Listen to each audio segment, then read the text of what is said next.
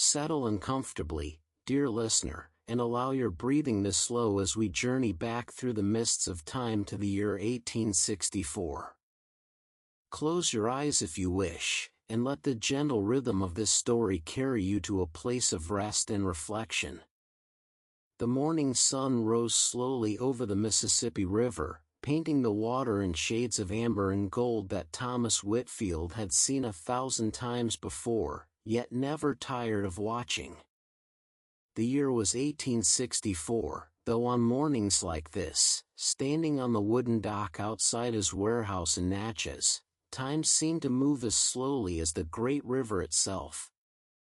Thomas was what they called a cotton factor, a word that might sound strange to modern ears, but in the antebellum South, it carried great weight and responsibility. He was the middleman between the cotton planters and the world that hungered for their white gold. His days were spent examining cotton samples, running the fibers between his practiced fingers, determining quality and grade with the expertise that came from 20 years in the trade.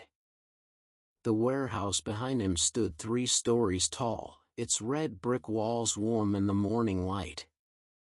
Inside, bales of cotton were stacked like white mountains, each one carefully tagged and recorded in his leather-bound ledgers. The smell of cotton was everywhere, clean, earthy, with hints of the fields it came from. It was a scent that had become part of him, clinging to his clothes, his hair, even seeming to permeate his very skin. Thomas was not a young man anymore. At 43, his dark hair had begun to show threads of silver, particularly at his temples. His hands, once smooth, now bore the calluses of countless cotton examinations. He dressed as a gentleman of business, a well-cut coat of Confederate gray wool, though he was not a soldier, a white shirt with a carefully tied cravat, and boots that had been polished to a soft shine by his manservant, Samuel. The war had been raging for 3 years now, though in Natchez, protected by its bluffs and its early surrender to Union forces, life maintained a strange semblance of normalcy. The cotton still grew in the fields, though many of the young men who once worked it had gone to fight. The river still flowed, though now it carried Union gunboats as often as cotton barges. Thomas walked slowly through his warehouse, his footsteps echoing on the wooden floors worn smooth by decades of traffic. Each bale had a story, this one from the Thornton plantation, where the soil was rich and dark, producing cotton of exceptional length and strength. That one from the smaller Washington farm, where old Mr. Washington still supervised the picking himself, despite his 70 years. In his office, a small room partitioned off from the main warehouse floor, Thomas kept his records. The ledgers lined the shelves like soldiers at attention, each spine labeled with dates and names. His desk, made of polished cherry wood, held the tools of his trade, a magnifying glass for examining cotton fibers, a small scale for weighing samples, ink wells, and pens for his endless correspondence. The morning routine was always the same, and there was comfort in that sameness. First, he would review the previous day's receipts, making notes in his careful copperplate handwriting. Then, he would examine any new cotton samples that had arrived, determining their grade and value. By mid-morning, he would be ready to meet with planters or buyers, negotiating prices with the diplomatic skill that had made him successful in his trade. But this morning would be different, though Thomas didn't know it yet as he settled into his leather chair and opened his ledger. Outside, he could hear the familiar sounds of the warehouse coming to life, workers arriving, their voices carrying on the morning air, the creak of wagons being loaded, the distant whistle of a steamboat on the river. Samuel knocked gently on the door frame. Samuel had been with Thomas for 15 years, first as a slave, now as a freedman who chose to stay on for wages. He was a tall, dignified man with graying hair and intelligent eyes that missed nothing. "Mr. Thomas," Samuel said in his deep, measured voice, "there's a gentleman here to see you. Says it's urgent government business." Thomas looked up from his ledger, his pen suspended over the page. Government business usually meant taxes or requisitions these days. The Confederate government was always hungry for funds to support the war effort, and cotton factors were expected to contribute their share. "Show him in, Samuel," Thomas said, carefully setting down his pen and rising from his chair. The man who entered was not what Thomas expected. He wore the uniform of a Confederate officer, a major by his insignia, but there was something hard about his eyes, something that spoke of difficult duties and harder choices. He was young, perhaps 30, with a thin mustache and the bearing of a man who had seen too much war. "Mr. Whitfield," the major said, not offering his hand. "I'm Major James Hartley, Confederate Intelligence. I'm afraid I have some questions for you." Thomas felt a chill run down his spine, though he kept his expression neutral. "Of course, Major. Please, have a seat. Can Samuel bring you some coffee?" "It's not real coffee. I'm afraid we make do with chicory these days, but it's hot." "No, thank you," Major Hartley said, remaining standing. "Mr. Whitfield, we have reason to believe you've been trading with Union buyers. Selling cotton to the enemy." The words hung in the air like smoke from a discharged rifle. Thomas slowly sat back down in his chair, his mind racing. It was true, of course. With the Union controlling the Mississippi River, it was nearly impossible to get cotton to legitimate Confederate markets. Many factors had made arrangements, quiet, unofficial arrangements, to sell to Union buyers who paid in gold rather than increasingly worthless Confederate currency. It was survival, not treason, but Thomas knew that distinction would matter little to a military court. "Major," Thomas began carefully, "the situation here in Natchez is complex. We're under Union occupation. All trade goes through Union authorities. I have permits Permits obtained through bribery and deception," Major Hartley interrupted. "We have testimony from several sources. You've been sending intelligence about Confederate troop movements along with your cotton shipments." This was not true, and Thomas felt a flash of indignation. "That's absolutely false. I'm a cotton factor, not a spy. I've never You'll have a chance to prove that at your trial," the major said. "For now, you're under arrest for treason against the Confederate States of America." The world seemed to slow down, taking on the quality of a dream or a nightmare. Thomas could hear his own heartbeat, loud in his ears. Through the window, he could see the morning sun on the river, still beautiful, still peaceful, as if his world hadn't just collapsed. "May I gather a few things?" Thomas asked, surprised at how calm his voice sounded. "You have 5 minutes," Major Hartley said. "And Mr. Whitfield?" "Don't think about running. I have men stationed outside."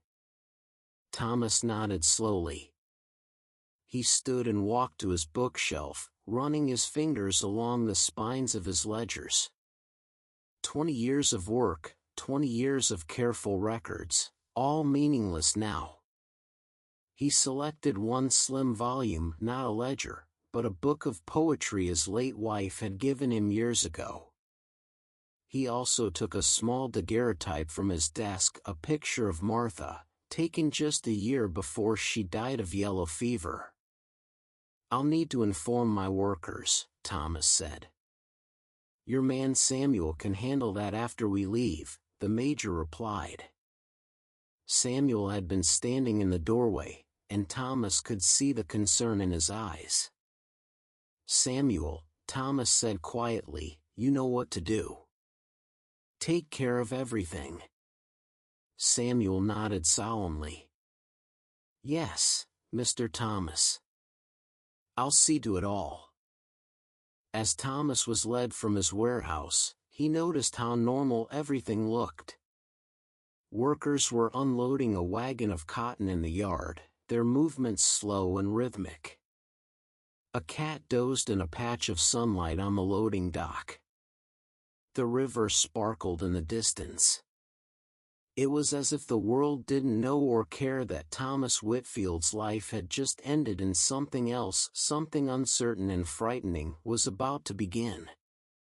The train car swayed gently as it rolled through the Virginia countryside, and Thomas found himself oddly soothed by the rhythm. He had been traveling for 3 days now, transferred from one custody to another, moving steadily northward toward a destination he had only recently learned, Elmira Prison in New York State. The car was filled with other Confederate prisoners, most of them soldiers captured in recent battles. Thomas, in his civilian clothes, stood out among the gray and butternut uniforms. Some of the men looked at him with curiosity, others with suspicion. A cotton factor arrested for treason was an unusual addition to their ranks. Next to him sat a young lieutenant from Alabama, barely 20 years old, with sandy hair and a face that would have been boyish if not for the haunted look in his eyes. His name was William Garrett, and he had been captured at the Battle of the Wilderness. "First time being a prisoner?" William asked quietly, his Alabama drawl soft and melodious. "Yes," Thomas replied. "You?" "Second time," William said with a rueful smile.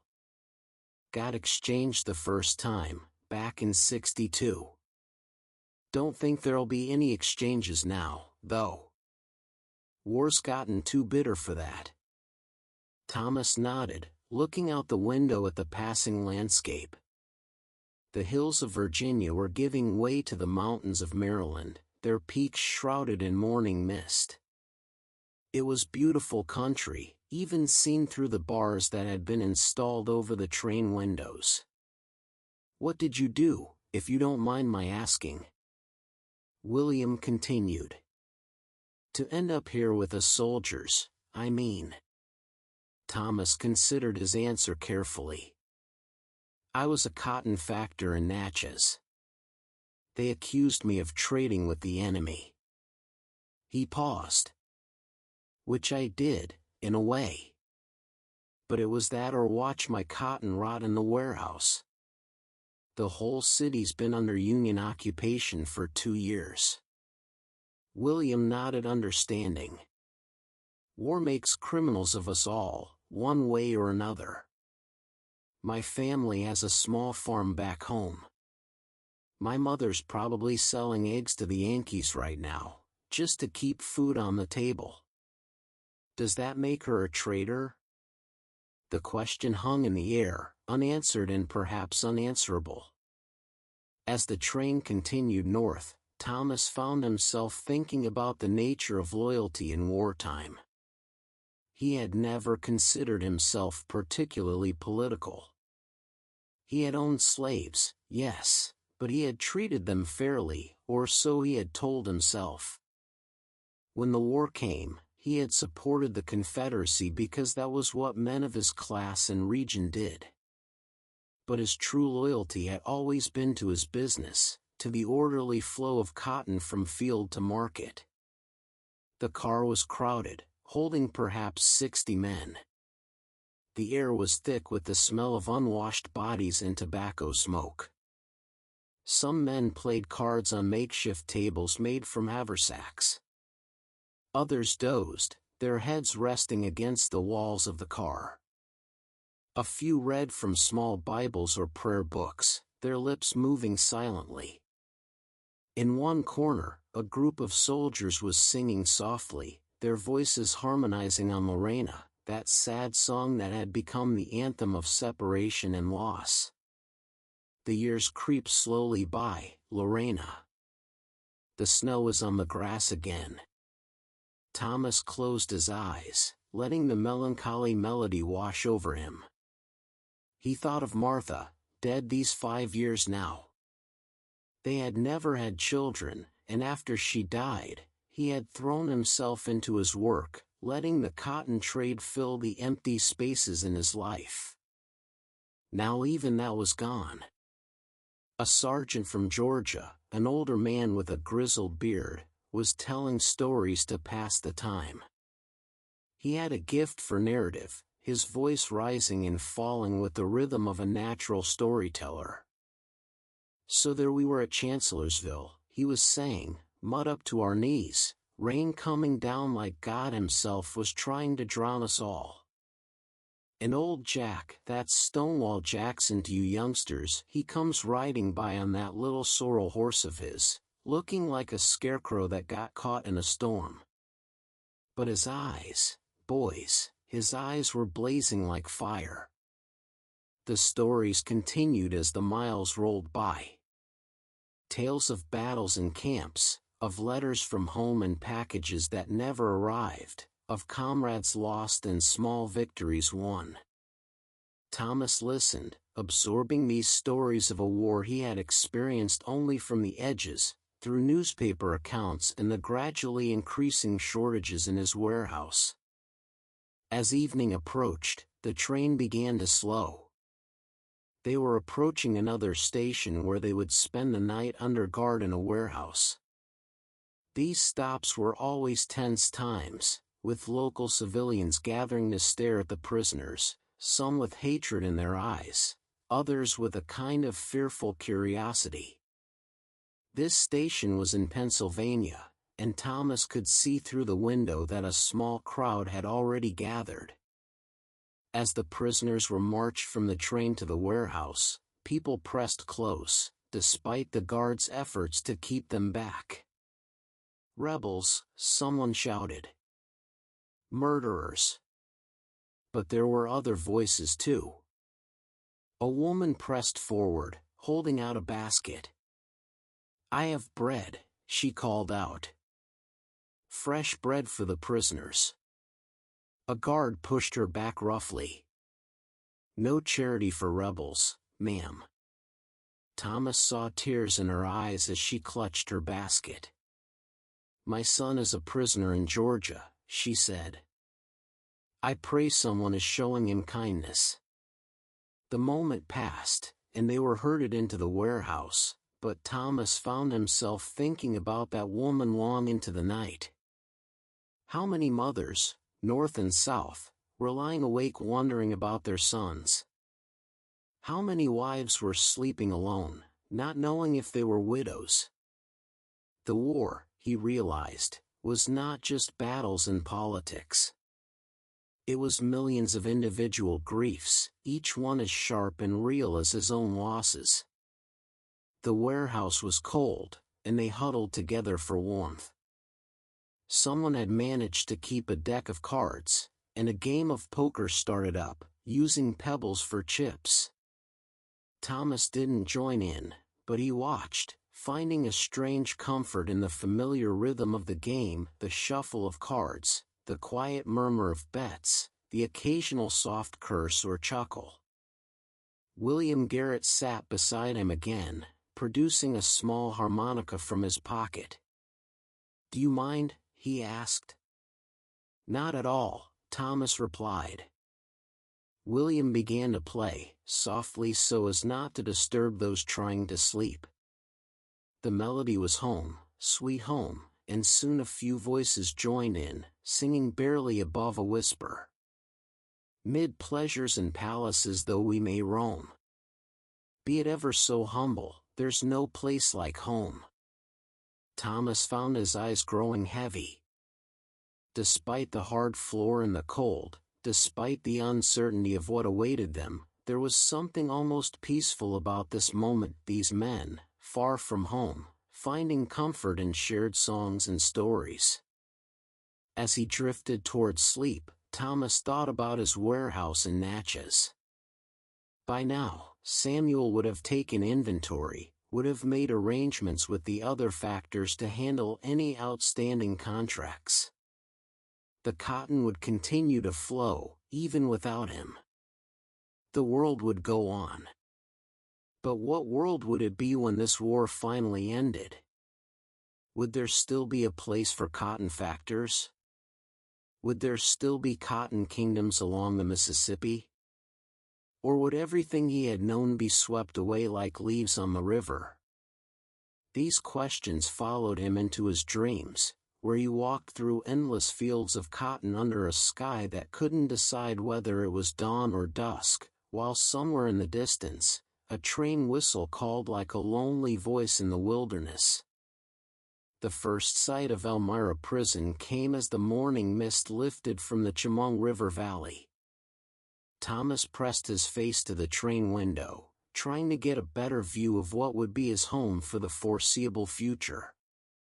The prison sprawled across 30 acres, surrounded by a fence that seemed to stretch on forever, 12 feet high, with guard towers positioned at regular intervals like watchful eyes. "Sweet Jesus," William breathed beside him. "It's bigger than I expected." It was July now, and the heat shimmered off the ground, making the distant buildings appear to waver like a mirage. As their train pulled into the station, Thomas could see crowds of civilians gathered to watch the arrival of new prisoners. Some held signs, "Death to traitors" and "Remember Andersonville."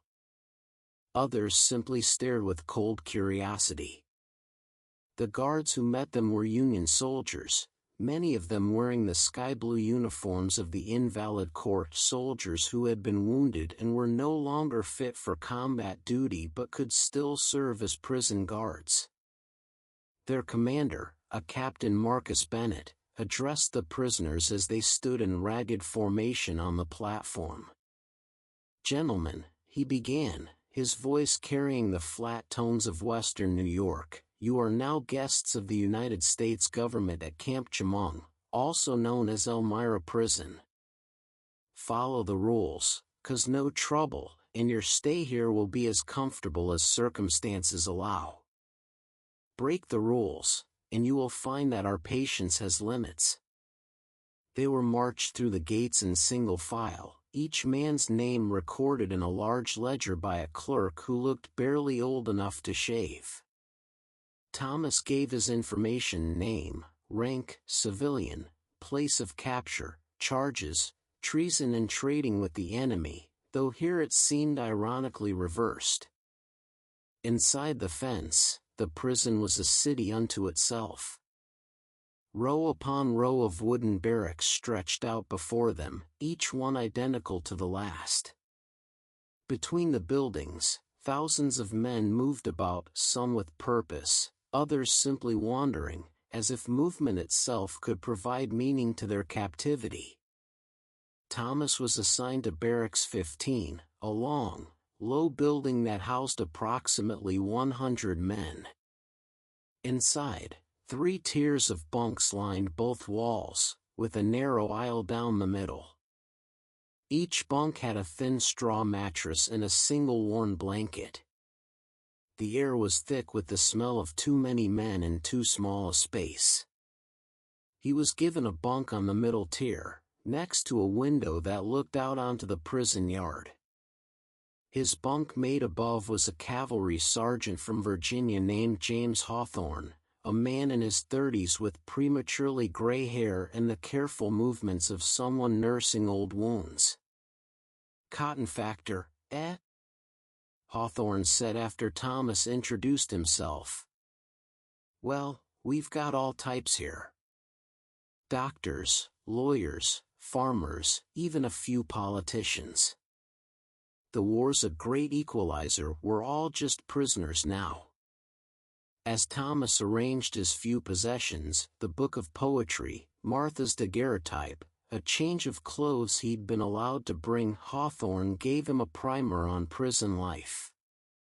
Breakfast is at 6, usually hardtack and what they generously call coffee.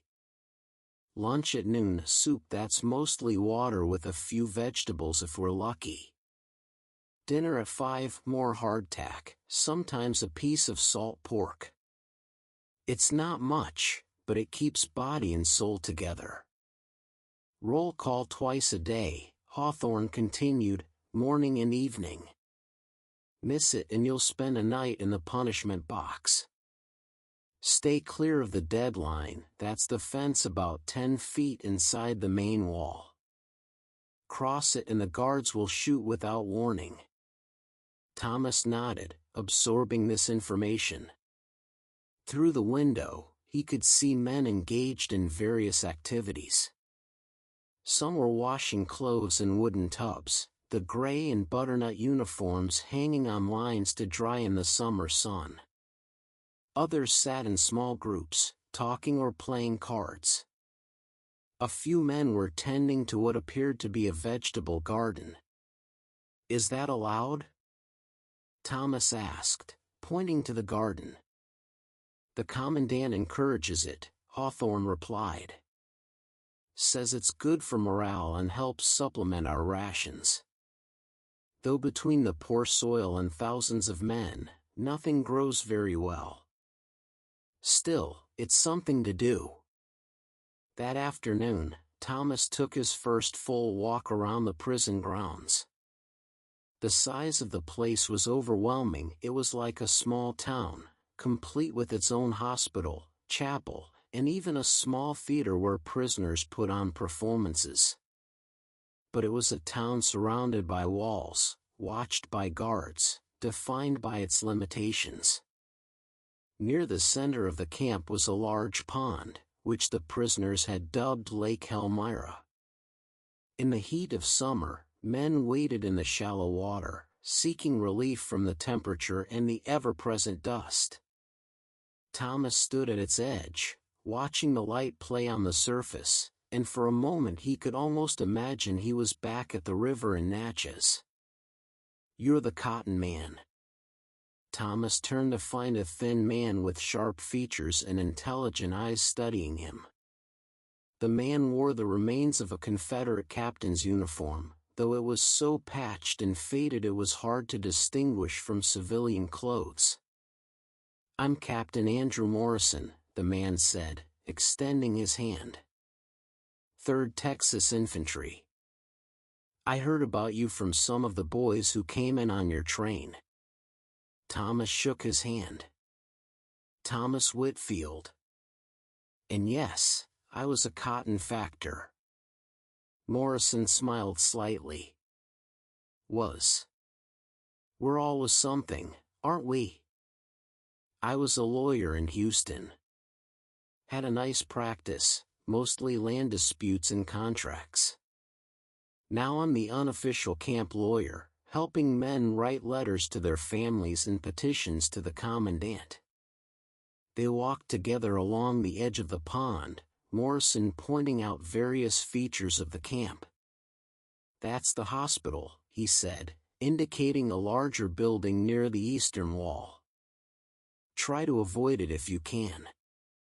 More men die in there than get better. The surgeons do their best, but they're overwhelmed. And that's where they conduct the prisoner exchanges," Morrison continued, pointing to a building near the main gate. "Though there haven't been any for months now.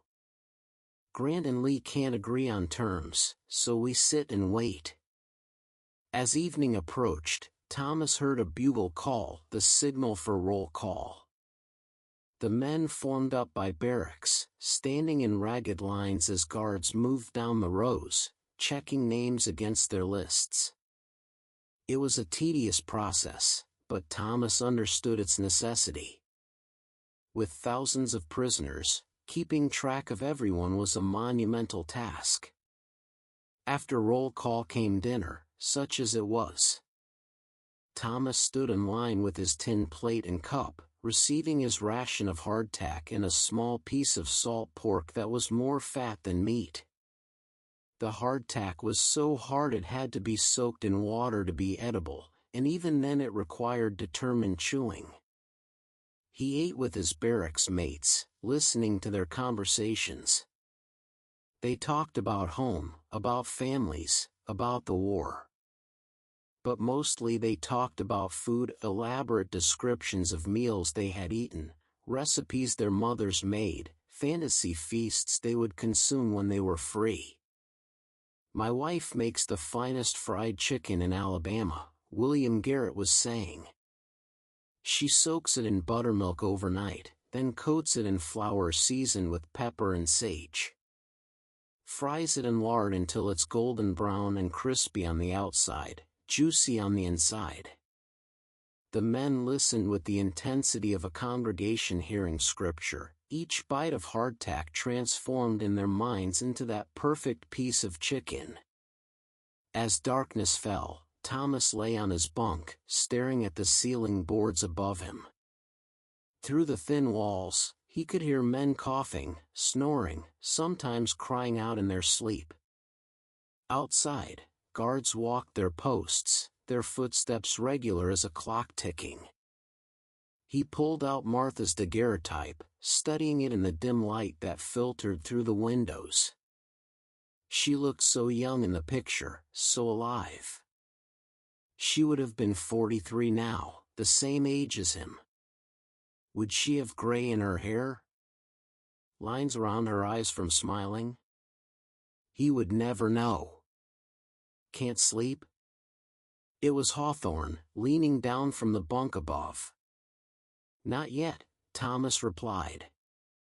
"Still getting used to it all." "It gets easier," Hawthorne said. "Or maybe we just get number. Either way, you learn to sleep eventually.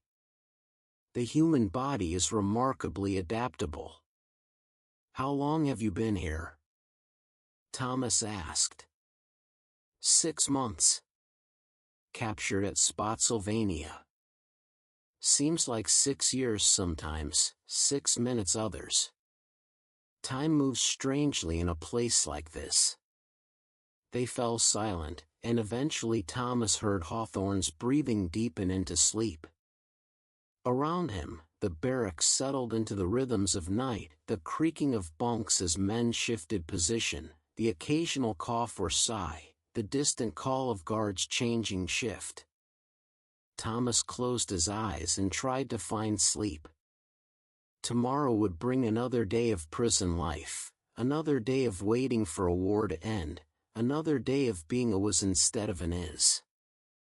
But for now, in this moment between waking and sleeping, he could almost imagine he was elsewhere, in his room above the warehouse, perhaps, with the windows open to catch the river breeze, and the sound of boat whistles in the distance like lullabies on the water. Summer deepened into August, and Thomas found himself settling into the strange rhythm of prison life.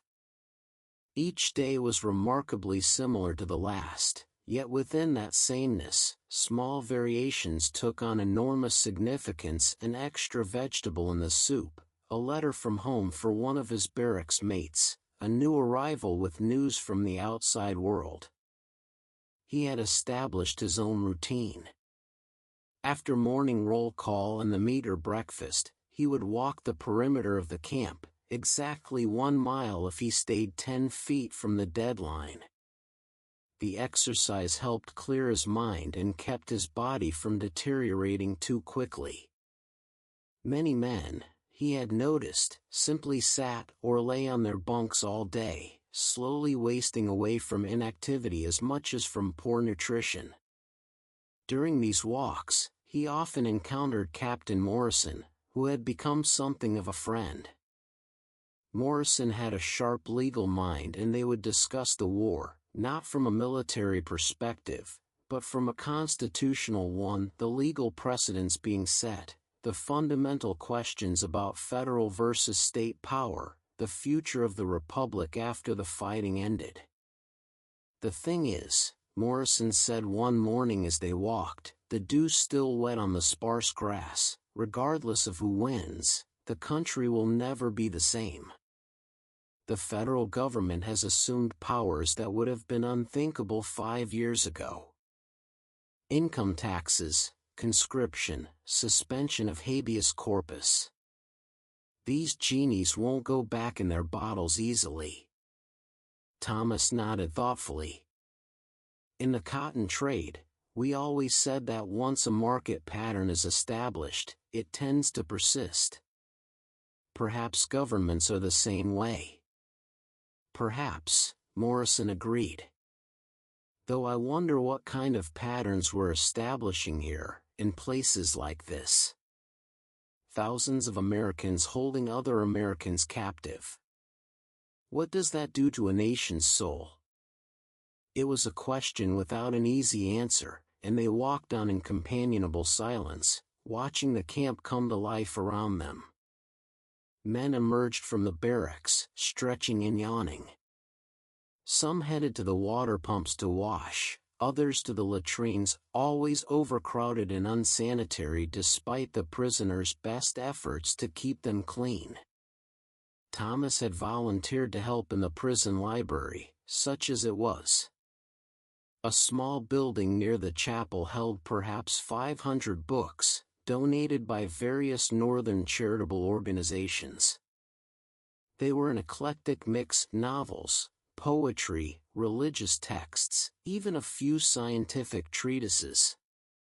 His job was to repair damaged books, using paste made from flour and water to reattach pages and strengthen spines. It was quiet work, peaceful even, and it reminded him of his office in Natchez. The careful attention to detail, the need for patience and precision. The library was run by a former schoolteacher from Tennessee, a mild-mannered man named Robert Carson who treated each book like a precious treasure. Books are windows, Carson would say, handling each volume with reverence. In here, surrounded by walls, these windows are all we have to the wider world. The library was popular, with long waiting lists for the most sought-after titles.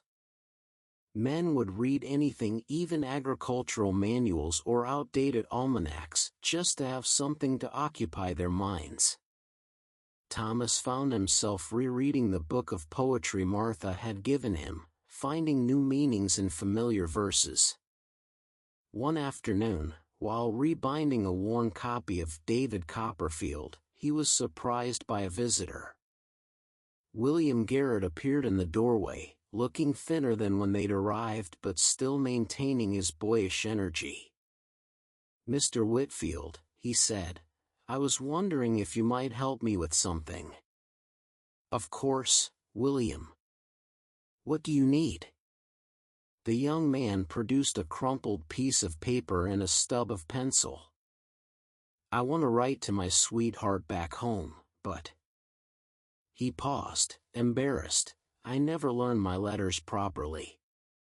Can read a little, but writing's harder." Thomas set aside his work. "I'd be happy to help.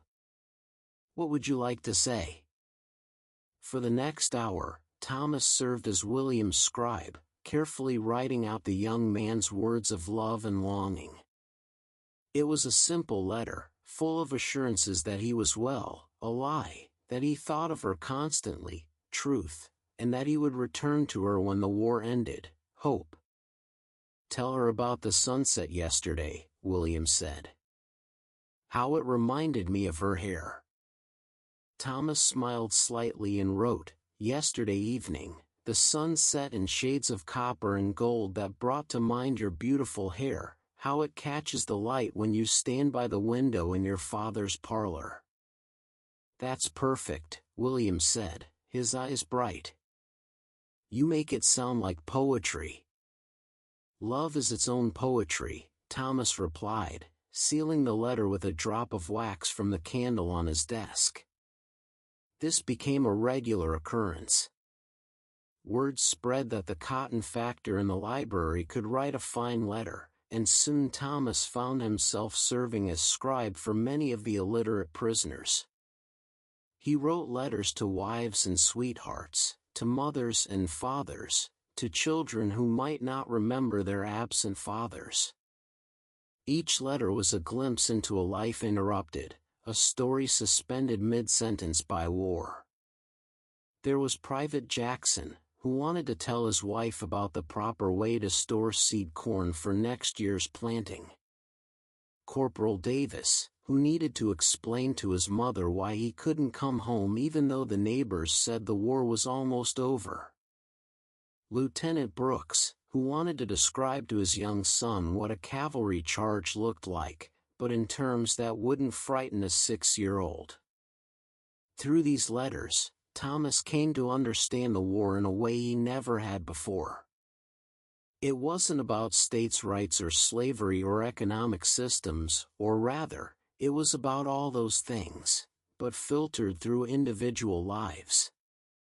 It was about men who wanted to go home to harvest their crops, to hold their children, to sleep in their own beds. The evening of August 20th brought unexpected entertainment. A group of prisoners had organized a theatrical performance in the makeshift theater. They were presenting scenes from Shakespeare, bits of comedy from A Midsummer Night's Dream and Much Ado About Nothing. The costumes were improvised from blankets and worn uniforms, the sets were practically non-existent, but the audience was enthusiastic.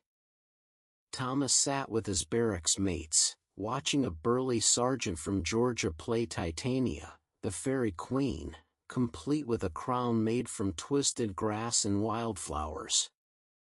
The incongruity of it, this rough soldier speaking Shakespeare's ethereal poetry, should have been ridiculous. Instead, it was oddly moving.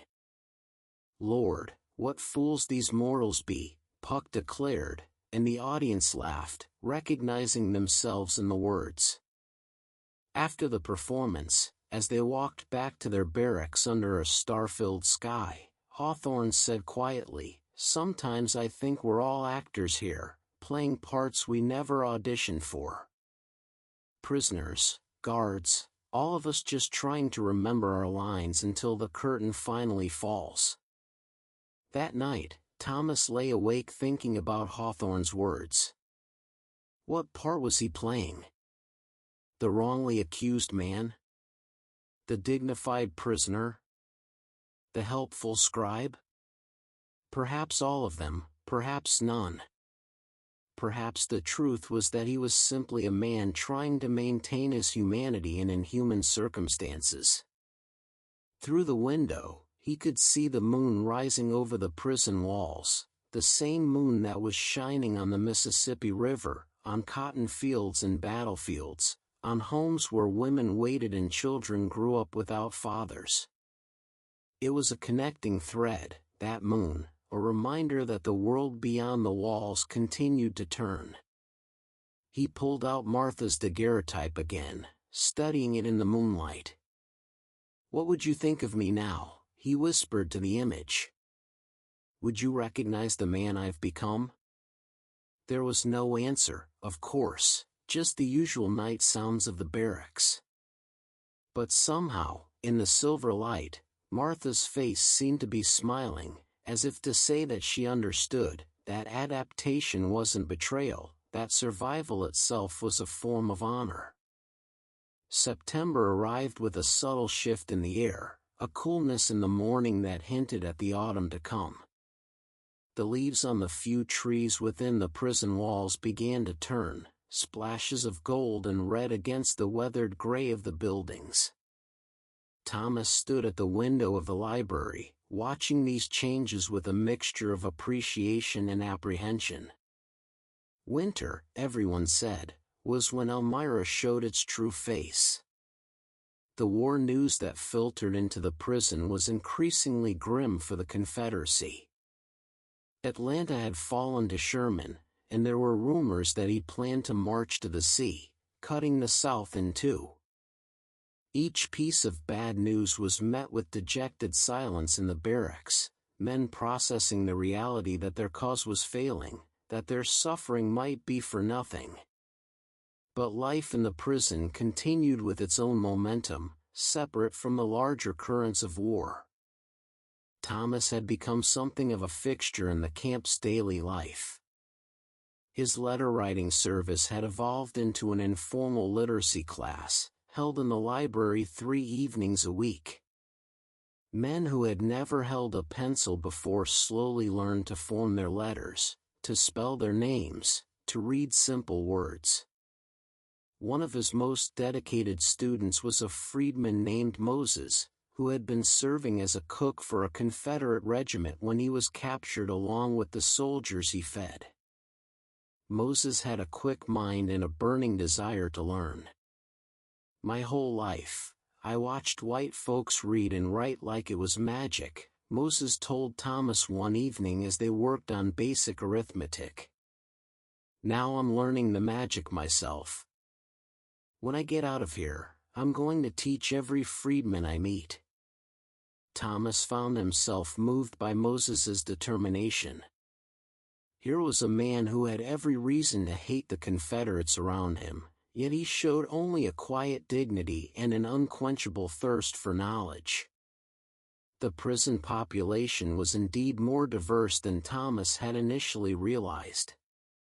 Alongside the Confederate soldiers were Union deserters being punished, political prisoners accused of various forms of disloyalty, and civilians caught up in the war's machinery.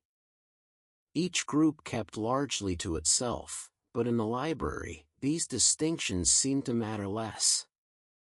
One afternoon, while Thomas was cataloging a new shipment of donated books, Captain Bennett, the Union officer who had first addressed them, entered the library. Thomas had seen him around the camp but had never spoken to him directly. "Mr. Whitfield," Bennett said, his tone neutral. "I understand you've been teaching some of the men to read and write." Thomas straightened, unsure where this was leading. "Yes, sir. I hope that's permitted." Bennett was quiet for a moment, studying Thomas with sharp blue eyes. "My brother is a prisoner at Andersonville," he said finally. "I receive letters from him, when they get through. The conditions there." He trailed off, then continued more firmly. "What you're doing here, helping these men maintain some dignity, some hope, it's good work. Keep it up." He turned to leave, then paused at the door.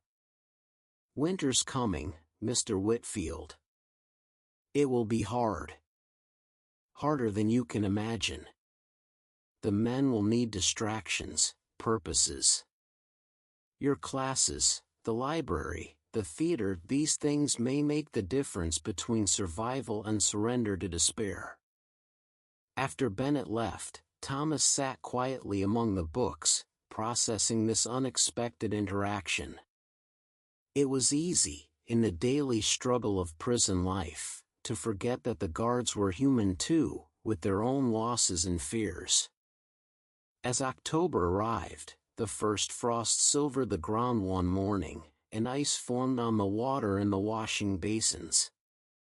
The thin blankets that had been barely adequate in summer now seemed woefully insufficient. Men began doubling up, sharing body heat, setting aside pride for the sake of warmth. The prison administration distributed winter clothing. Worn Union uniforms dyed a muddy brown. It was a bitter pill for Confederate soldiers to wear enemy uniforms, even altered ones, but the alternative was freezing. Thomas accepted his with pragmatic gratitude, though he saw others refuse, clinging to their tattered gray and butternut as if the uniform itself was all that remained of their identity. Food became an even greater obsession as the cold weather increased caloric needs while rations remained the same. The vegetables from the prison gardens were long gone, and scurvy began to appear among the men. Bleeding gums, loose teeth, a general lethargy that went beyond normal prisoner apathy. Thomas organized his students into foraging parties, teaching them to identify edible plants that grew along the fence lines. Dandelion greens, wild onions, even certain tree barks that could be boiled into a vitamin-rich tea. It wasn't much, but it helped. One particularly cold evening, as the wind howled outside and ice formed on the inside of the windows, the men of Barracks 15 gathered around the single stove that provided heat for the entire building. Someone had managed to trade for a small amount of real coffee, and they passed around a single cup, each man taking a small sip, savoring the taste like fine wine. Hawthorne produced a battered fiddle from somewhere and began to play slow, mournful tunes that matched the mood. The vacant chair, when this cruel war is over, somebody's darling. Men sang along softly, their voices harmonizing in the cold air. Thomas found himself thinking of his warehouse in Natchez, wondering if it still stood, if Samuel was managing the business. Did cotton still move along the river? Did the factors still meet at the exchange to set prices and share gossip? That world seemed impossibly distant now, like something from a dream or a story he had once read. "What will you do?" William Garrett asked him suddenly. "When this is over, I mean. Will you go back to cotton?" Thomas considered the question. "I don't know," he admitted. "I'm not sure that world will exist anymore. And even if it does, I'm not sure I'll fit into it." "None of us will fit into our old worlds," Morrison said from across the circle. "We're changed. The country's changed. We'll have to find new places, new purposes." "I want a farm," William said. "But not cotton. I never want to see another cotton plant as long as I live. Maybe wheat.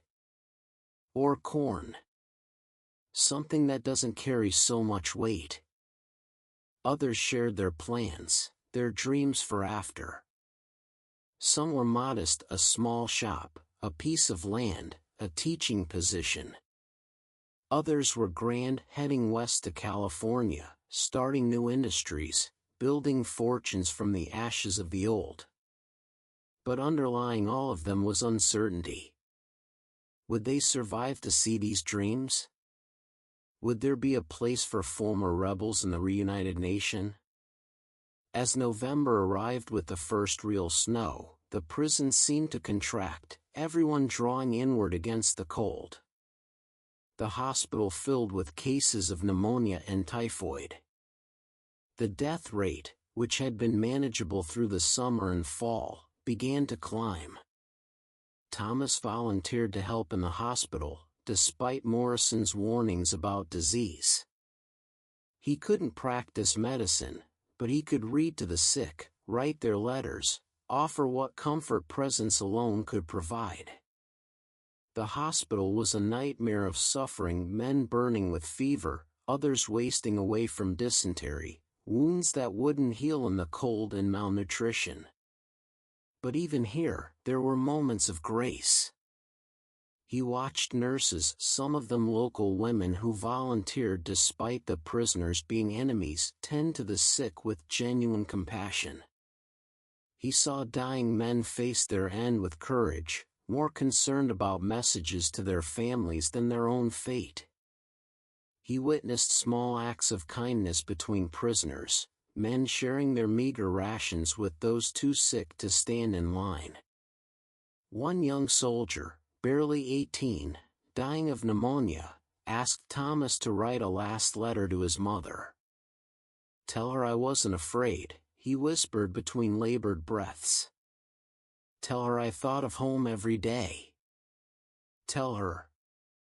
He paused, gathering strength. "Tell her the apple trees should be pruned in February, after the worst cold has passed." Thomas wrote it all down, his hand steady despite the tightness in his throat. The boy died that night, one of 7 that day, their bodies stored in a shed until the ground thawed enough for burial. Walking back to his barracks through the falling snow, Thomas reflected on the strange inversion that war created. This boy, who should have been home pruning apple trees, was dead in a prison camp hundreds of miles from Georgia. Thomas, who should have been managing cotton shipments, was teaching letters to illiterate soldiers and holding the hands of dying boys. The snow continued to fall, covering the prison in a blank white that temporarily hid its ugliness. In the morning, it would be trampled into muddy slush, but for now, in the quiet evening, it was almost beautiful. Thomas stood for a moment, letting the snow collect on his shoulders, feeling its cold kiss on his face. Somewhere out there, beyond the walls and the war, snow was falling on empty battlefields, on destroyed homes, on the graves of hundreds of thousands. But it was also falling on fields that would be planted in spring, on homes where families gathered around fires, on children catching snowflakes on their tongues. The war would end, everyone said so now, though one remained uncertain. The prison would close, the survivors would go home or find new homes. But this moment, this experience, would remain with them forever, woven into the fabric of who they had become. December brought a cold that seemed to seep into the very bones of the earth. The Chemung River froze solid, and the wind that swept down from the north carried a bitter edge that cut through even the thickest clothing. Ice formed on the inside walls of the barracks, and men woke to find their breath had frozen on their blankets during the night. Thomas had never experienced such cold. In Mississippi, winter was mild, a gentle cooling that provided relief from summer's oppressive heat. This northern winter was something else entirely, a living force that seemed determined to break both body and spirit. The prison routine adapted to the weather. Roll calls were shortened, as even the guards didn't want to stand in the freezing wind longer than necessary. The men spent most of their time huddled in the barracks, venturing out only for meals and necessary functions. The library became even more popular, as it had better insulation than most buildings and the press of bodies provided warmth. Christmas was approaching, and despite the circumstances, or perhaps because of them, the prisoners made efforts to mark the season. Using salvaged materials, they created decorations, paper stars cut from old letters, garlands made from strips of cloth, a small tree in each barracks decorated with whatever could be found or made. Thomas used his skills to help create a special Christmas edition of the prison newspaper. Yes, they had managed to create a newspaper, hand-copied and passed from barracks to barracks. He wrote a piece about Christmas traditions in the cotton country, describing the way plantation houses would be decorated with magnolia leaves and holly, the special foods that would be prepared, the gatherings of family and friends. Reading it back, he realized he was describing a world that might no longer exist. How many of those plantation houses had been burned? How many of those families scattered or destroyed? But the men needed these memories, these connections to better times, so he let the nostalgia stand. On Christmas Eve, something remarkable happened. As darkness fell and the temperature dropped even further, the men of the prison began to sing. It started in one barracks, Silent Night and Uncertain Voices, and spread throughout the camp. Soon thousands of voices were raised in song, Confederate and Union prisoners alike, singing the old carols that transcended their current divisions. Captain Bennett had authorized a special Christmas meal, not lavish by any means, but better than usual.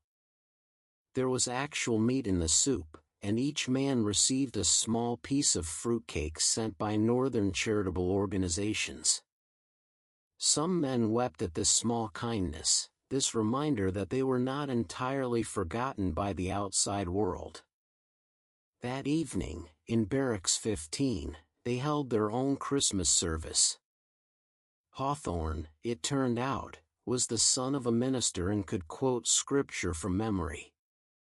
He chose passages about hope and redemption, about exile and return. His voice, usually gruff, took on a different quality as he spoke the ancient words. By the rivers of Babylon, there we sat down, yeah, we wept, when we remembered Zion. Thomas thought of his own rivers, the Mississippi, the Chemung, and understood the psalmist's longing in a way he never had before. They were all exiles now, all longing for their own Zions. After the service, they exchanged small gifts, nothing of monetary value, but precious nonetheless. William gave Thomas a small wooden cross he had carved, smooth from handling.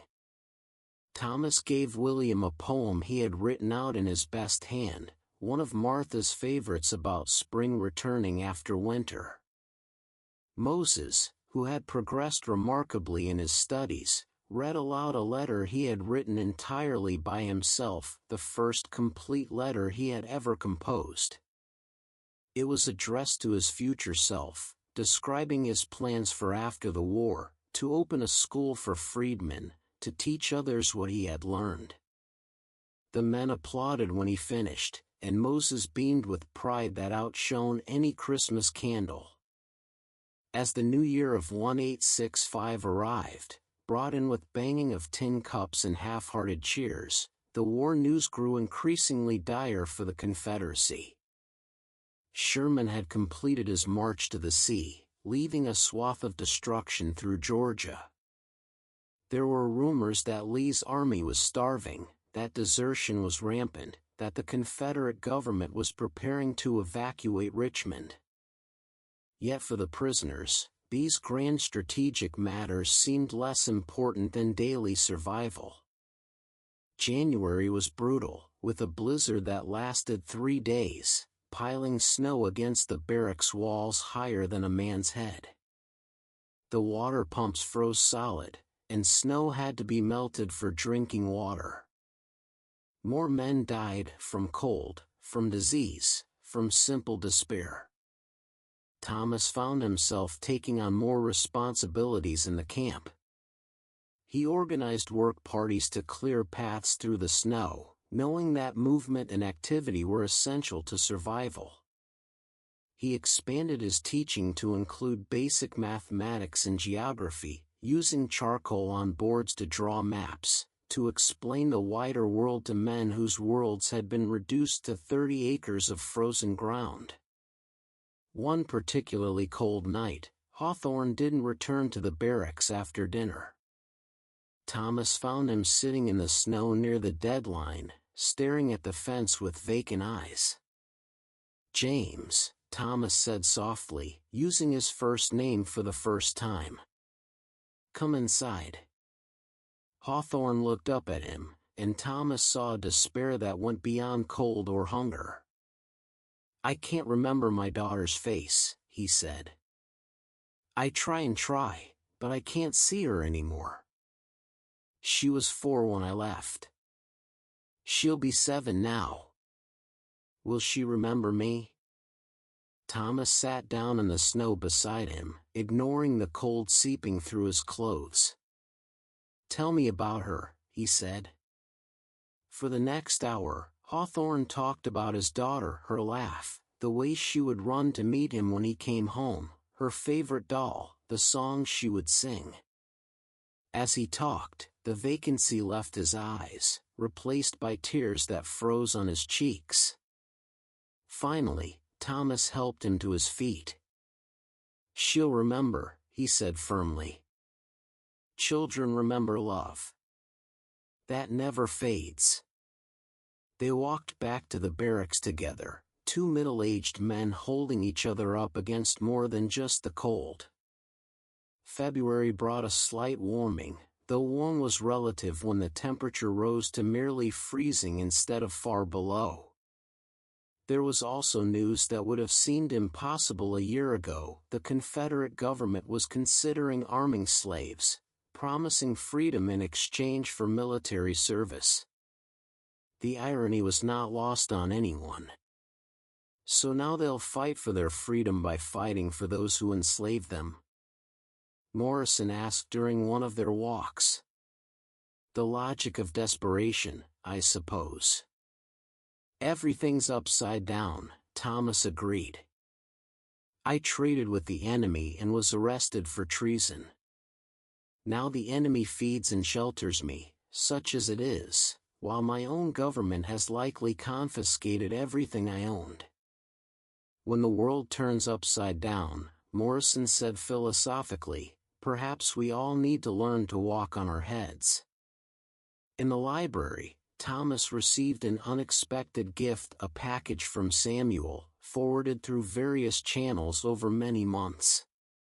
Inside was a letter and several books from his personal collection, including a ledger he had kept from his first year as a cotton factor.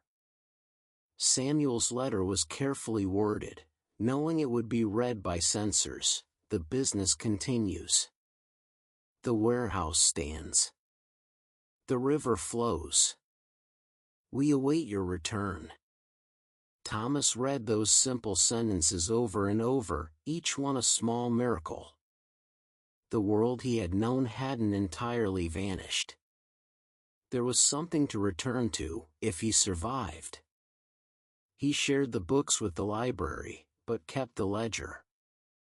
At night, he would read through his young man's handwriting, remembering the excitement of those early days, when cotton was king and the future seemed assured. How naive he had been, how certain that the patterns of life were fixed and unchangeable. March arrived with mud endless, sucking mud as the snow melted and the ground thawed. The camp became a swamp, men sinking to their ankles with every step. But with the mud came hope, because spring was coming, and with spring, surely, the end of the war. The prisoners could feel it, like electricity in the air. Guards were less harsh, knowing that soon these enemies might be countrymen again. Escape attempts, which had been common in summer and fall, ceased almost entirely. Why risk death now when freedom might be weeks away? Thomas stood at the library window one afternoon, watching the ice break up on the river beyond the walls. Great chunks floated downstream, carrying winter away with them. Soon boats would ply these waters again, carrying goods and people to their destinations. He thought about rivers, about how they always flowed toward something, the sea, ultimately, but also toward connection, toward joining with other waters. The Chemung flowed into the Susquehanna, which flowed into the Chesapeake Bay. The Mississippi gathered waters from half a continent before emptying into the Gulf. All waters, eventually, found their way to Union. Perhaps nations were like rivers, he thought. They might be dammed or diverted for a time, but eventually they found their way back to their natural course. The Union would be preserved, that seemed clear now. But what kind of Union would it be? What kind of country would emerge from this terrible winnowing? April came in with rain that washed away the last of the snow, revealing a landscape that looked raw and wounded, but alive. Green shoots pushed through the mud, and birds that had been absent all winter began to return, their songs seeming impossibly loud after months of silence.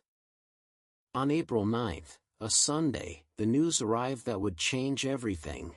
Lee had surrendered to Grant at Appomattox Courthouse.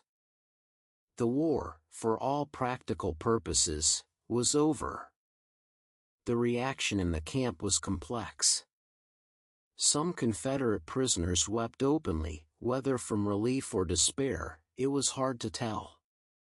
Others stood in stunned silence, unable to process that 4 years of struggle had ended in defeat. The Union Guards fired guns in celebration, but there was no gloating, no taunting of the prisoners. Perhaps everyone was too exhausted for triumphalism. Thomas heard the news in the library, where he was teaching a Sunday reading class. Moses was the one who brought word, having heard it from a guard. "It's over, Mr. Thomas," Moses said, his face shining with an emotion too complex for simple words. "It's really over." Thomas set down the book he had been holding appropriately enough. It was The Pilgrim's Progress, and looked at his students, a mix of Confederate soldiers and civilians. "Yes," he said quietly. "It's over. The question now is what begins." That evening, the camp held an impromptu gathering in the main yard. Captain Bennett addressed the prisoners, informing them that processing for release would begin soon, though it would take time to complete the paperwork for so many men. Loyalty oaths would need to be signed, paroles arranged, transportation organized. "You've been enemies," Bennett said, his voice carrying across the yard. "Now you must learn to be countrymen again. It won't be easy for any of us." The next days passed in a strange suspension, like the pause between lightning and thunder. The war was over, but they were still prisoners. Freedom was coming, but not yet arrived. Men began making concrete plans for the first time in months or years. Where would they go? What would they do? Who would they become? Thomas received word that the charges of treason against him had been dropped as part of the general amnesty. He was free to return to Mississippi, to reclaim what remained of his business, to resume his life. But the prospect filled him with uncertainty rather than joy. Could he simply step back into his old existence as if the last year hadn't happened? On April 15th, shocking news arrived. President Lincoln had been assassinated. The camp, which had been beginning to relax into something approaching normalcy, tensed immediately. Guards who had been growing friendly became stern again. There were fears of retaliation against the prisoners, though Captain Bennett maintained strict discipline. Thomas thought about Lincoln, a man he had opposed politically but had come to respect from a distance. The president had spoken of malice toward none, charity for all. Now he was dead, and who knew what spirit would guide the reconstruction? William Garrett found Thomas that evening, clearly troubled. "Do you think they'll still let us go home?" he asked. "Or will they blame us all for what one madman did?" "I don't know," Thomas admitted. "But I believe cooler heads will prevail. They must. The country needs healing, not more vengeance." The processing began in earnest by late April. Men were called in groups to sign loyalty oaths to the United States, to receive their parole papers, to arrange transportation home. The Confederate government had collapsed, leaving no entity to negotiate for them, so each man had to make his own peace with the victors. When Thomas's turn came, he stood before a Union colonel who looked as tired as Thomas felt. Thomas Whitfield, civilian, charged with treason and trading with the enemy, the colonel read from his file. Charges dropped under general amnesty. "Mr. Whitfield, do you solemnly swear to support, protect, and defend the Constitution of the United States against all enemies, foreign and domestic?" The irony of the oath wasn't lost on Thomas. He was swearing to defend against enemies like the one he had been considered just months ago. But he raised his right hand and said, "I do so swear." The colonel stamped his papers. "You're free to go, Mr. Whitfield." Transportation to Baltimore will be provided. From there, you're on your own. Free to go." The words seemed impossible after 9 months of captivity. Thomas walked out of the office in a daze, holding papers that said he was no longer a prisoner, no longer an enemy, just an American citizen again. The farewells were harder than he expected. These men who had been strangers 9 months ago had become friends, brothers in suffering. Hawthorne was being sent to a hospital in Washington for treatment of chronic dysentery before being allowed to return to Virginia. Morrison was heading to Texas to try to rebuild his law practice.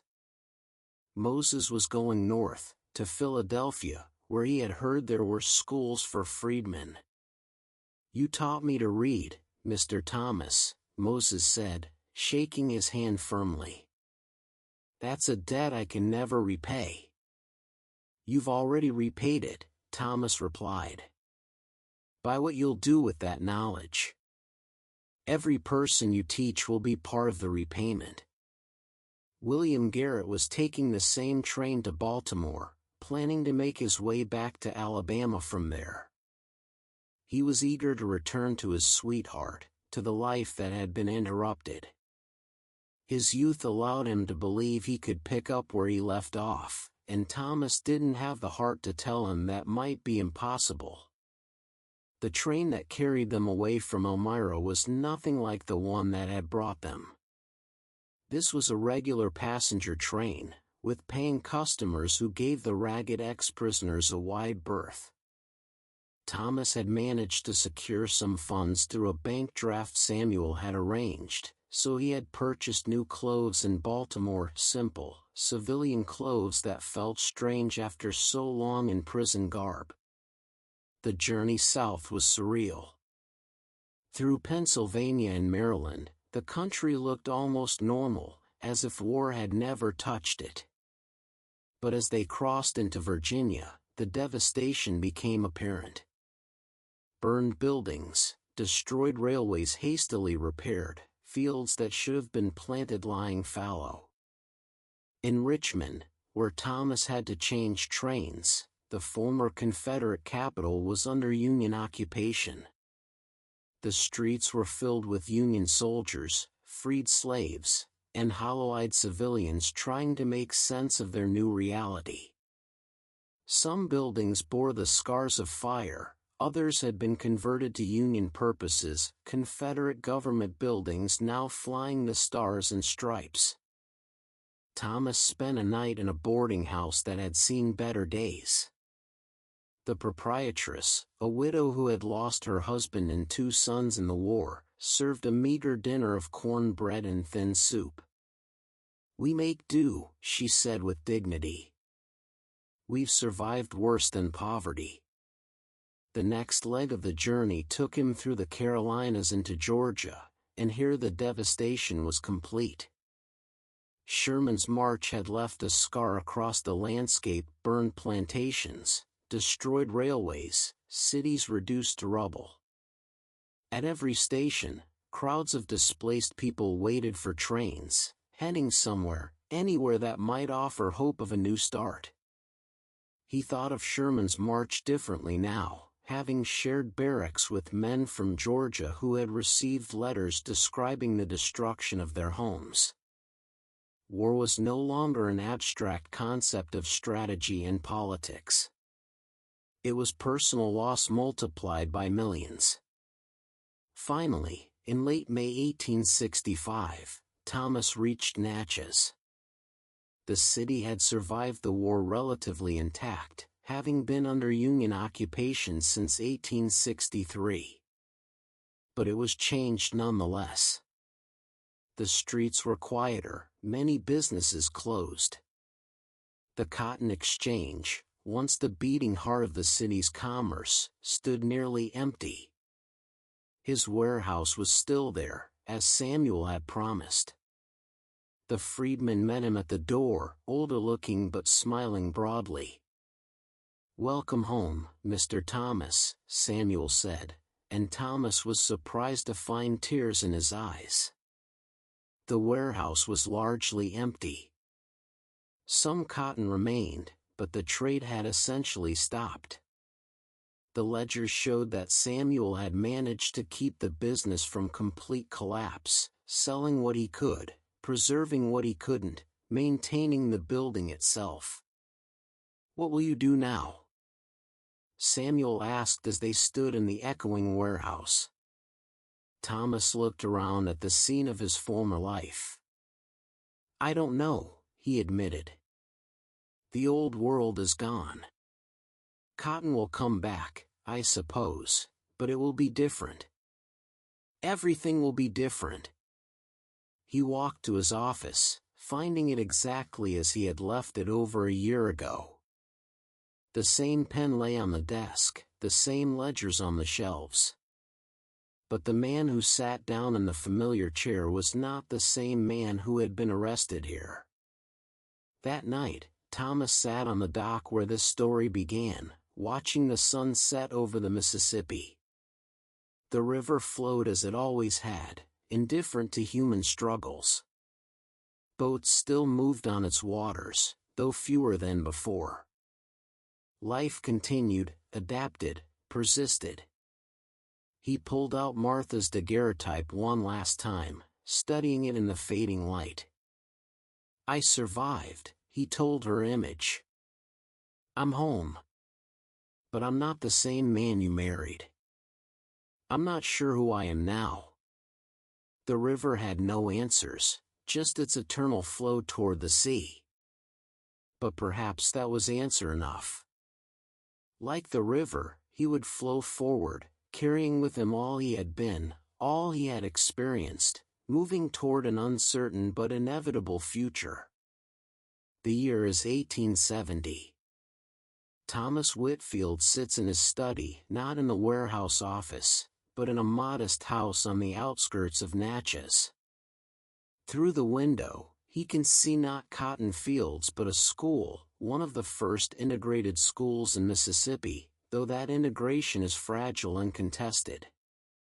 Thomas had not returned to the cotton trade, not in the old way. The warehouse had been sold, the proceeds used to establish a different kind of business, a general store that served both black and white customers, though they entered through different doors, a compromise that satisfied no one but allowed commerce to continue. The store also served as an informal post office and letter-writing service. Many of the newly freed slaves couldn't read or write, and Thomas found himself again serving as scribe, helping them connect with scattered family members, helping them navigate the complex world of contracts and legal documents. Moses had returned from Philadelphia 2 years ago, full of knowledge and plans. Together, they had established the school, though it faced constant threats and occasional violence. Moses taught the children during the day, Thomas taught adults in the evening, many of them former slaves eager to learn the literacy that had been forbidden to them. William Garrett had written once, a year after the war. He had married his sweetheart, but Alabama was hard, the land worn out, the economy in ruins. They were thinking of going west, to Texas or maybe California, to start fresh where the war's shadow didn't fall so heavily.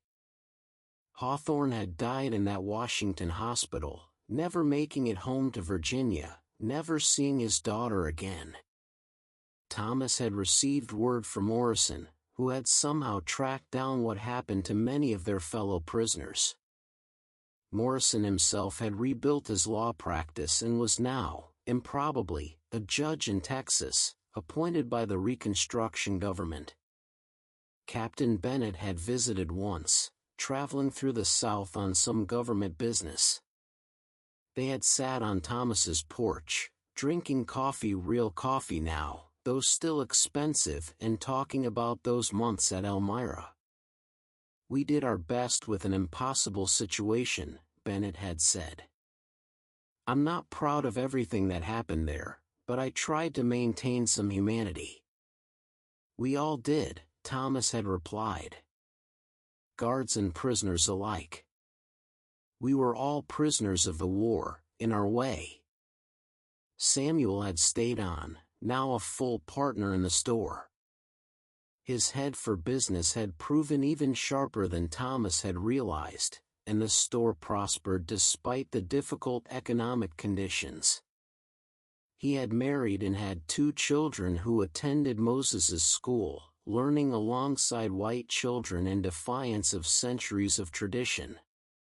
The South was changing, painfully, violently at times, but changing nonetheless. The old certainties were gone, replaced by a complex negotiation of race, class, and power that would take generations to resolve. Thomas had no illusions about the difficulties ahead. He had seen enough of human nature, both noble and base, to know that progress would be neither linear nor assured. But on quiet evenings like this, when he could hear children reciting their lessons next door, when he saw former slaves and former masters conducting business in his store, when he received letters from former prisoners who had rebuilt their lives, he felt something that might have been hope. The war had destroyed the cotton factor Thomas Whitfield, the man who had measured his life in bales and pounds and profit margins. But from that destruction had emerged someone else, a teacher, a bridge between worlds, a man who understood that survival meant more than just continuing to breathe. He opened the book of poetry on his desk, the same one Martha had given him so many years ago. Its pages were more worn now, stained with the dirt of Elmira, softened by countless readings. He had added to it over the years, copying down verses that spoke to him, including some written by fellow prisoners during those long winter nights. One poem, written by a Confederate soldier who hadn't survived to see freedom, particularly moved him. We are not what we were, nor what we shall be, but something in between, like rivers flowing free, carrying all we've gathered, silt and gold the same, moving toward tomorrow, different yet unchanged. As twilight deepened into night, Thomas prepared for his evening class. Tonight, they would be reading from Frederick Douglass's narrative, a choice that would have been unthinkable in the old world but seemed essential in the new. His students, former slaves, poor whites, anyone who wanted to learn would gather in the small room behind the store, and together they would parse out words and meanings, building literacy letter by letter. He thought often of those nights in Elmira, teaching soldiers to write their names, helping them compose letters home. The skills were the same, but the purpose had evolved. Then, he had been helping men maintain connection to their past. Now, he was helping them build bridges to their future. A knock at the door interrupted his reverie. It was young Sarah, Moses's star pupil, a girl of 12 who read with a fluency that amazed everyone. "Mr. Thomas," she said, "Moses sent me to tell you we have 3 new students tonight. Field hands from the old Thornton place. They walked 5 miles to be here." "Thank you, Sarah. Tell Moses I'll bring extra slates and chalk." She scampered off, and Thomas gathered his teaching supplies. As he prepared to leave, he caught sight of himself in the mirror. His hair was fully gray now, his face lined with experiences that had aged him beyond his years. But his eyes, he noticed, had lost the hollow look they'd carried home from Elmira. They held purpose again, different from before but no less meaningful. The school was lit by oil lamps, casting warm yellow light through the windows. As Thomas approached, he could hear Moses leading the children in their end-of-day recitation. "We hold these truths to be self-evident, that all men are created equal." The words carried on the evening air, across the town, past the rebuilding plantations, over the flowing Mississippi. They were just words, Thomas knew, and words alone couldn't heal the wounds of centuries. But words were a beginning. Every letter learned, every sentence written, every idea communicated was a small victory against the darkness of ignorance and division. Inside, his adult students were gathering.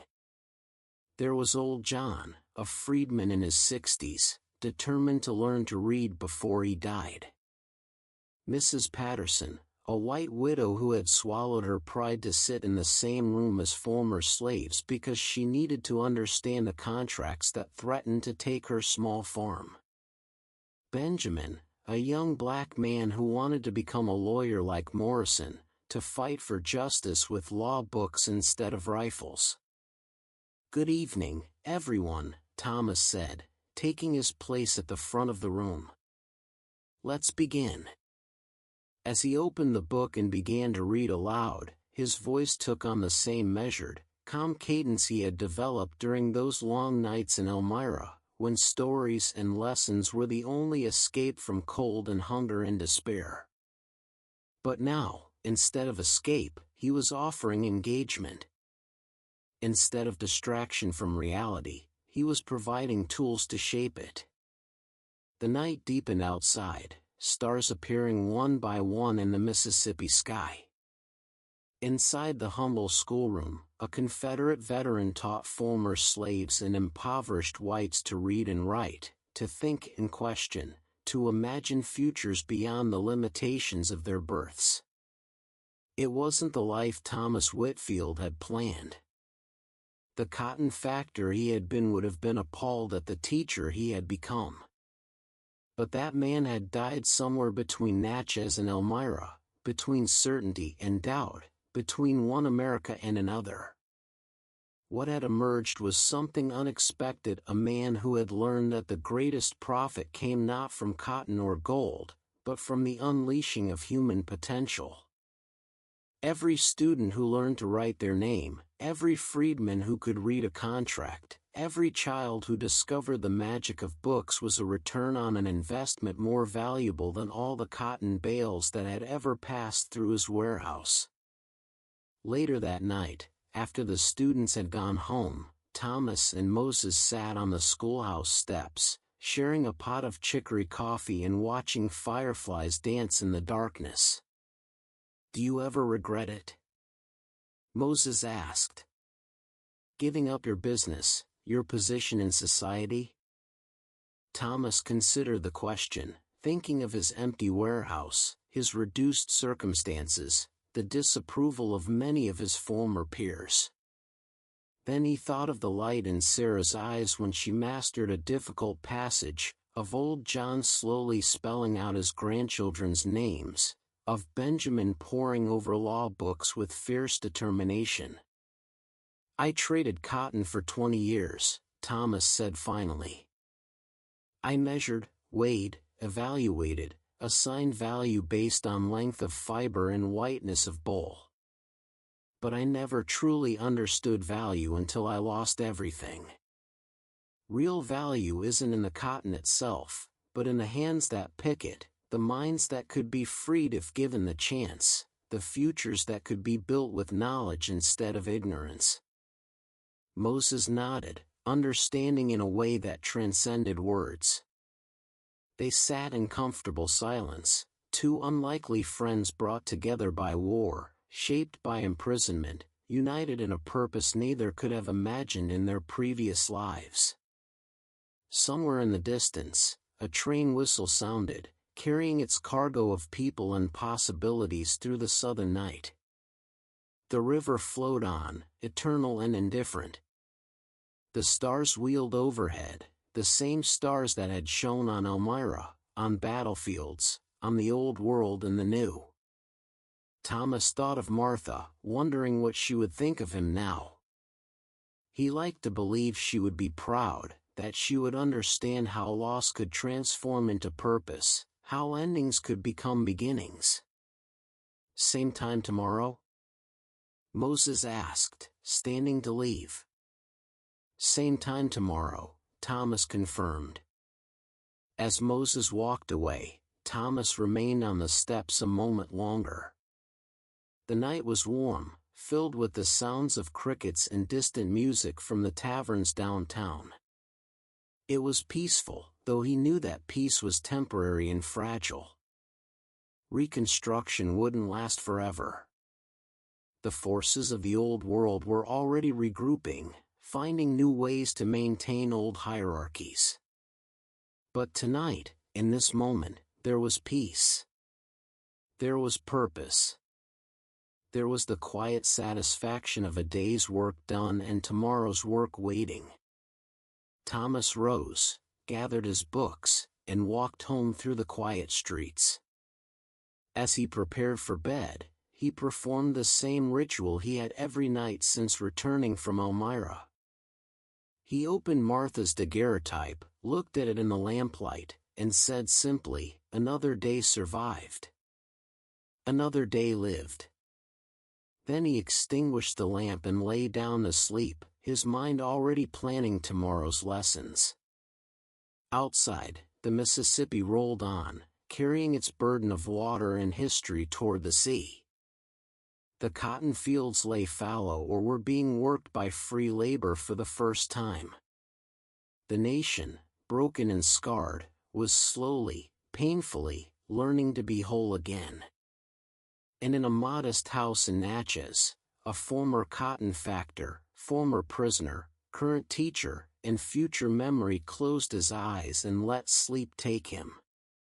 His dreams were no longer of ledgers and cotton bales, nor of prison walls and winter cold. Instead, he dreamed of words flowing like rivers, of minds opening like cotton bowls in the sun, of a future written not in the fixed columns of accounting books but in the fluid possibilities of learning. The story of the cotton factor was ending. The story of Thomas Whitfield, teacher and survivor, rebuilt and transformer, was still being written, one letter, one word, one student at a time. And so, dear listener, as you drift toward your own peaceful sleep, remember that our greatest transformations often come from our greatest trials. That sometimes we must lose everything we thought we were to discover who we might become. That even in the darkest winters of captivity, whether literal or metaphorical, spring eventually comes, bringing with it new growth and unexpected possibilities. Rest now, carried by the rhythm of this story as Thomas was carried by the rhythm of the trains, the seasons, the river itself. Let your breathing slow like the Mississippi at twilight, let your thoughts settle like cotton fibers in still air. Tomorrow will bring its own challenges and opportunities, but tonight, there is only peace, only rest, only the gentle flowing of stories into dreams. Sleep well, and remember we are all factors of something, traders in the commerce of life, and sometimes what seems like an ending is really just a transformation, a crossing from one shore of existence to another, carried always by the endless river of time towards some distant, unknowable, but ultimately peaceful sea.